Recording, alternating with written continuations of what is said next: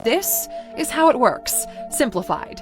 Step 1 is to create a company that exists only on paper. You start by setting up a shell company in the Cayman Islands, the British Virgin Islands, or some other tropical tax paradise.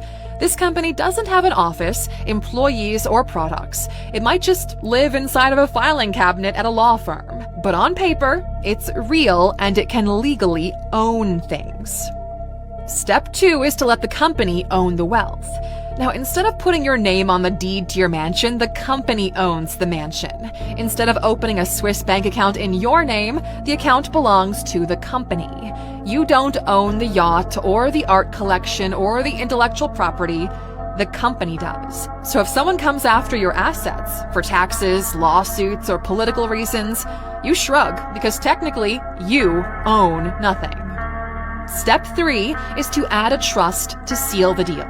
And this is the final layer. The company that owns the wealth is then owned by a trust, based in an entirely different country. And the trust isn't in your name either. You are not the legal owner, you're just the beneficiary.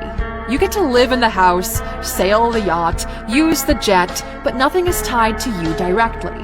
That is how you end up with a $150 million super yacht owned by a company in the British Virgin Islands, held by a trust in Jersey, managed by a nominee director in Panama.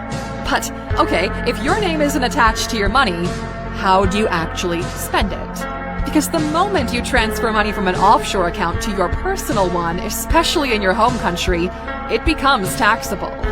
So you borrow against it. When Apple needed money to spend in the US, rather than pay taxes to repatriate its offshore profits, it borrowed against them.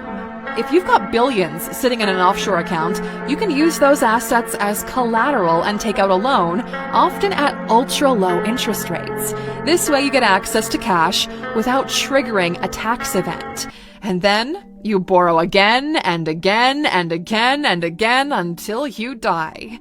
It's an actual strategy. It's called buy, borrow, die.